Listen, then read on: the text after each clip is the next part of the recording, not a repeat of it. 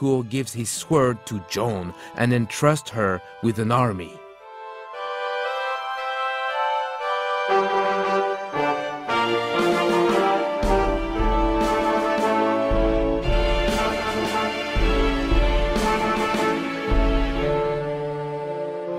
Orléans is freed from the English. The glorious march can start with bravos. Joan is now dressed as a soldier on her armored horse.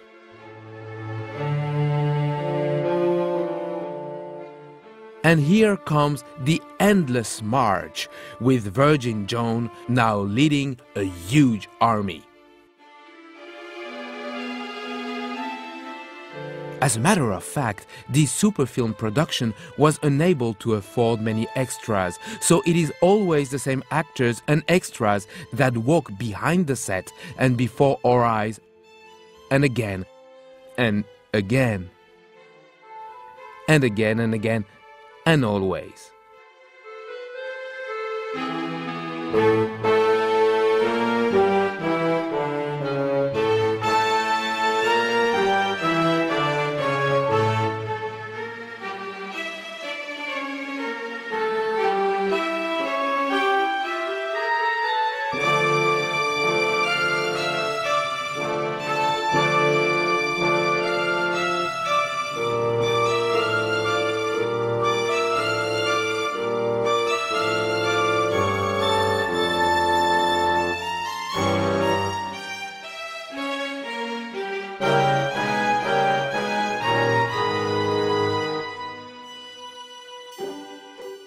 On July 17, 1429, in the Cathedral of Reims, King Charles VII is declared sacred by the Archbishop Renaud of Chartres. Thanks to the inspiration of Joan, then aged 17, he gradually frees the north of France, occupied by the English.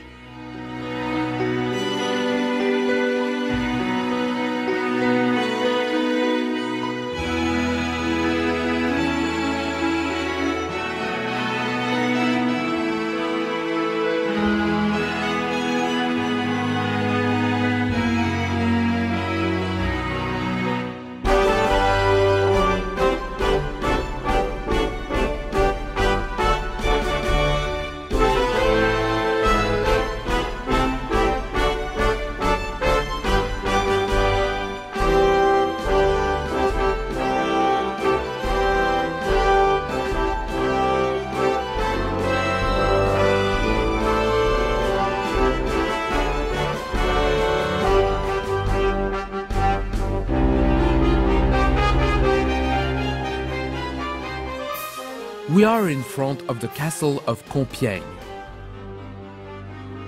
There is Joan of Arc, now chief of the army, who commands the attack. Under her command, they start to demolish the fence. One enemy soldier grabs Joan and carries her to the castle. The battle continues. We must liberate Joan. 6 of her faithful soldiers, one of them played by Georges Melies, of course, attempt an attack. They plant ladders in the trench along the castle walls.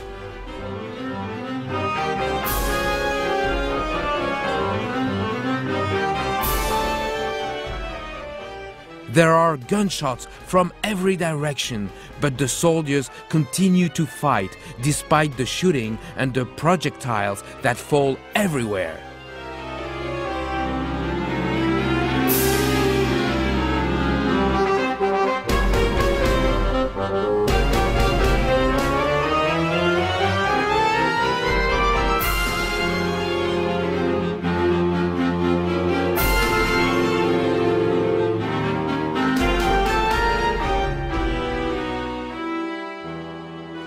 Joan, prisoner, is thrown in the tower of the castle of Philippe Auguste, where she is chained. Exhausted, she falls asleep. In her dreams, Saint Michel appears to her one last time to remind her of her promises and her destiny. Then, two saints come to light up the dreams of the Virgin Joan.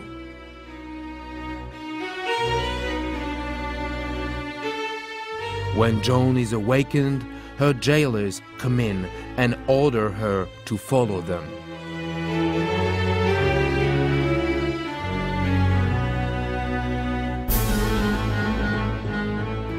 We are in the hall of the castle.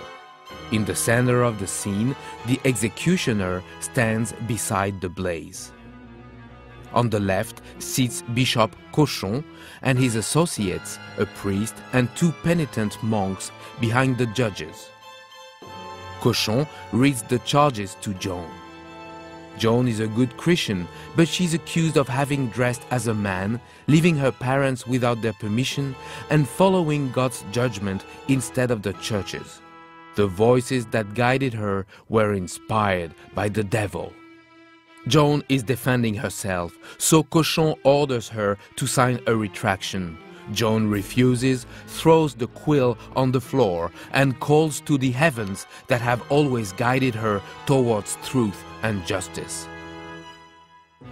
On the love or the hate that God has for the English, I do not know, but I am convinced that they will be expelled from France except for those that die on this ground, said Joan of Arc during her trial, March 15, 1431.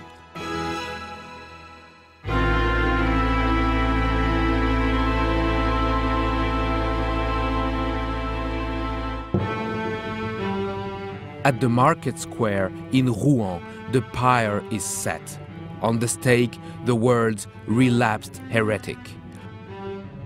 Cochon will take his seat on the stand on the right of the scene. Joan walks toward her torture. She climbs up the pyre and is tied to the posts.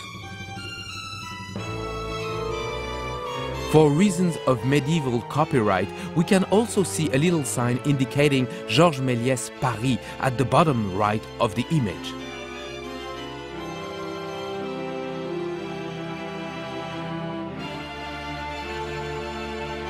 As the first flames raise, a priest arrives and gives Joan a cross to kiss, a sign of redemption. Finally, a man, again played by Georges Melies, adds fuel to the pyre, then falls, poisoned by the smoke. The shocked soldier point out to the sky and remorsefully shout, "We have burnt a saint." Joan's arrival into heaven. Joan the Sacred comes out of the wooden floor of the studio, opening her arms as a sign of blessing.